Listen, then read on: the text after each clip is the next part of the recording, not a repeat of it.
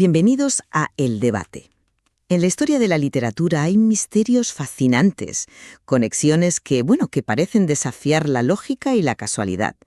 Hoy nos adentramos en uno de los más intrigantes, el que une a dos gigantes del siglo XIX, el estadounidense Edgar Allan Poe y el británico Robert Browning.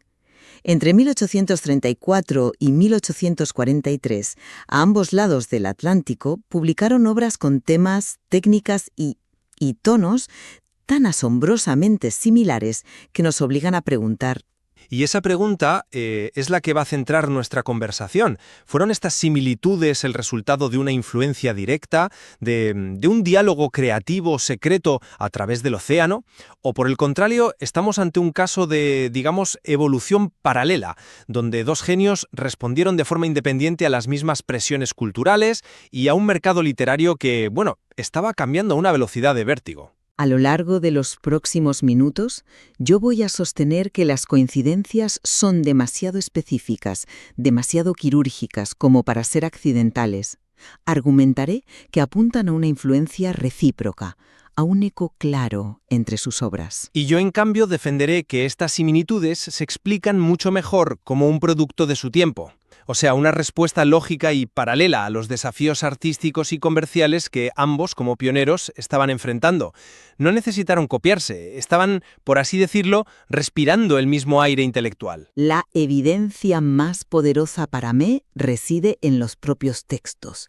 No estamos hablando de vagas tendencias góticas, no. Hablamos de paralelismos casi idénticos en la estructura y el concepto. Pensemos, por ejemplo, en 1842. Ese año, Poe publica El retrato oval y Browning Mi última duquesa.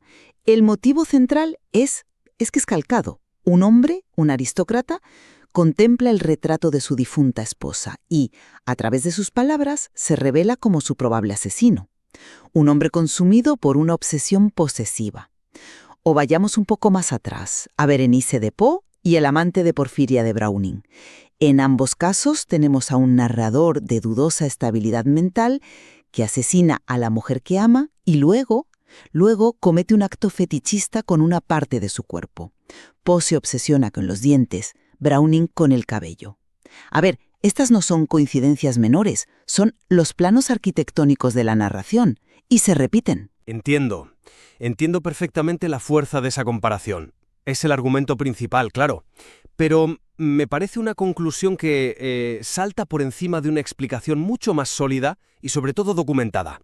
Es que no existe ni una sola prueba, ni una carta, ni una nota en un diario de que se leyeran mutuamente antes de 1845.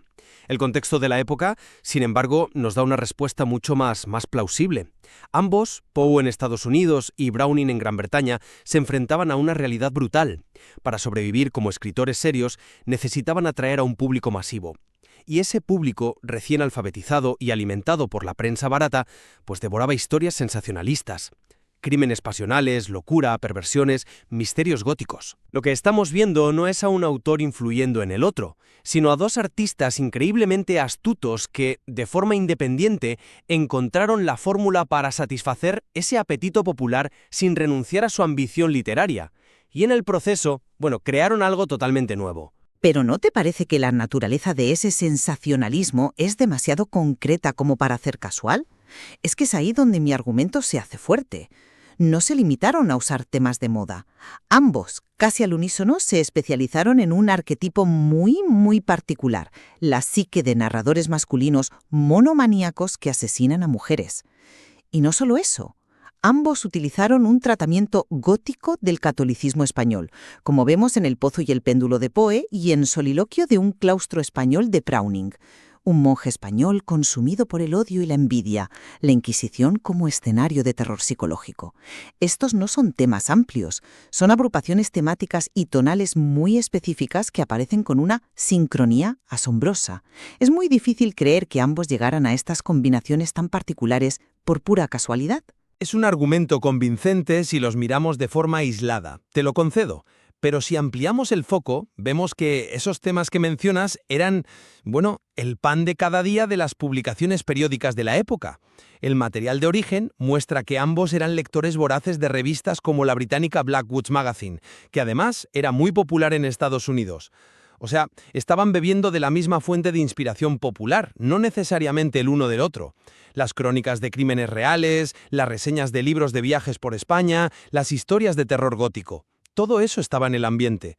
Por ejemplo, se ha rastreado el origen de El amante de Porfiria a un artículo de Blackwood sobre un caso real, y Poe publicaba en revistas que imitaban ese estilo.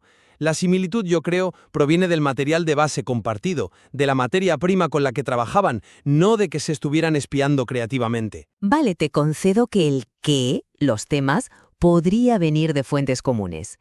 Pero hablemos del cómo, de la técnica. Ahí la coincidencia me parece todavía más profunda. Ambos desarrollaron de forma pionera y paralela una voz narrativa subjetiva y sobre todo poco fiable. Tanto el narrador de Poe como el monologuista de Browning son figuras cuya visión del mundo está completamente distorsionada por la locura, la obsesión o la intoxicación. El verdadero foco de la obra no es la trama, sino el autorretrato psicológico que esa voz va pintando sin darse cuenta. Que ambos, en el mismo periodo, llegaran a una técnica tan sofisticada y con un efecto tan similar, forzar al lector a dudar, a leer entre líneas, a convertirse en una especie de detective psicológico, me parece una innovación demasiado específica como para no estar conectada. Pues ahí no estoy de acuerdo. Porque el efecto final puede parecer el mismo, sí, pero el mecanismo que usan para llegar a él es totalmente diferente. Y esa diferencia para mí es clave. Poe perfecciona lo que los críticos llaman el narrador homodiegético, es decir, un narrador que es a la vez el protagonista y quien nos cuenta su propia historia en primera persona. Nos mete directamente en su cabeza, sin filtros como en El corazón del Ator. Browning, en cambio, inventa casi de la nada el monólogo dramático, una pieza donde un personaje se revela a sí mismo con todas sus contradicciones al hablar con otra persona que está presente en la escena pero que nunca escuchamos. Es una ventana directa a la psique que influiría a poetas como T.S. Eliot un siglo después. Son dos soluciones distintas a un mismo problema. ¿Y cuál era ese problema? Pues el mismo del que hablábamos antes. ¿Cómo destacar en un mercado editorial saturado? Ambos entendieron que para captar la atención de un lector bombardeado de estímulos, tenían que hacerlo partícipe, implicarlo activamente en el juego. Poe te hace cómplice de la locura de su narrador. Browning te convierte en el oyente silencioso al que el duque de Ferrara le confiesa sus crímenes. Es un caso clarísimo de evolución convergente, dos especies literarias que desarrollan una misma habilidad, la implicación psicológica del lector, para sobrevivir en el mismo y hostil ecosistema editorial. Pero esa explicación, tan centrada en fuerzas impersonales como el mercado, ignora la conexión humana. Y la había. Existía un canal de comunicación directo a través de Elizabeth Barrett, la futura esposa de Browning, que admiraba a Poe y se carteaba con él. Sabemos que Poe estaba desesperado por ser reconocido en Gran Bretaña. Y lo más importante, el propio Browning, años más tarde, en 1863, reconoció por escrito que la inspiración para uno de sus poemas más famosos, Childe Roland to the Tower of Gone, llegó de una imagen de un relato de Poe. Esto demuestra que el canal existía, que la influencia era posible y que de hecho ocurrió. Si ocurrió más tarde, ¿por qué no pudo ocurrir antes? Pero si de verdad se leyó tan atentamente antes de 1845, ¿no te parece extraordinariamente extraño que no haya ni una sola mención? ¿Ni siquiera en un diario privado o una carta a un amigo? ¿Qué explicación le das a ese silencio absoluto por parte de dos hombres que no eran precisamente tímidos a la hora de hablar de literatura? Un argumento basado en la ausencia de pruebas, pues siempre es débil. Lo que sí sabemos es que ambos estaban inmersos en las mismas corrientes intelectuales. Por ejemplo, las ideas del poeta romántico Coleridge sobre lo que él llamaba la suspensión voluntaria de la incredulidad. ¿Puedes explicar brevemente ese concepto para quien no lo conozca? Claro.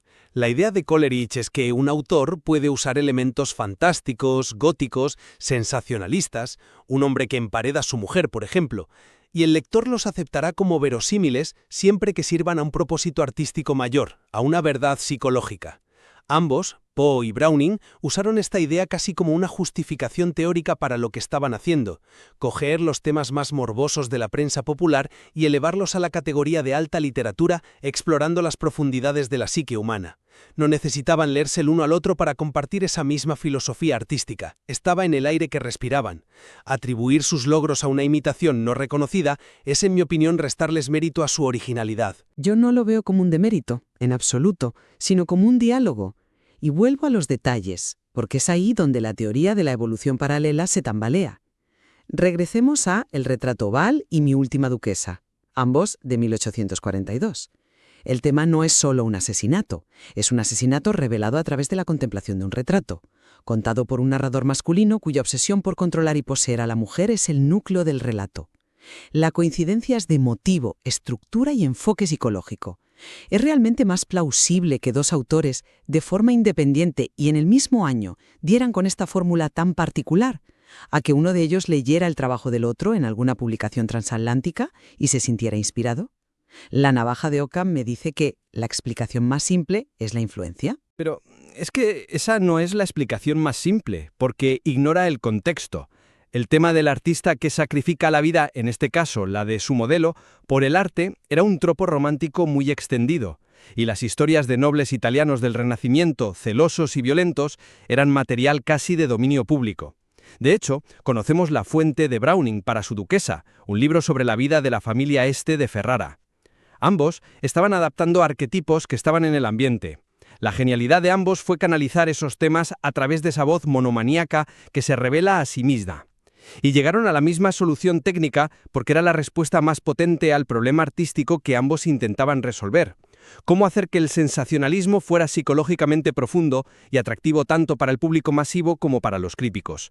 No se copiaron la respuesta, encontraron la misma respuesta brillante porque la pregunta era exactamente la misma para los dos. En resumen, y a pesar de la falta de una carta que lo confirme antes de 1845, la asombrosa especificidad de los paralelismos me resulta una prueba circunstancial abrumadora.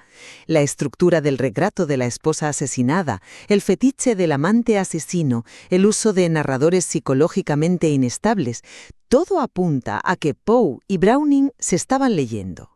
Estas coincidencias van más allá de ser una mera respuesta a las modas del mercado, apuntan a un diálogo creativo, aunque fuera silencioso y no reconocido, entre dos de las mentes más innovadoras de su tiempo. Por mi parte, concluyo que si bien las similitudes son innegables y desde luego fascinantes, atribuirlas a una influencia directa es construir un castillo sobre cimientos de especulación.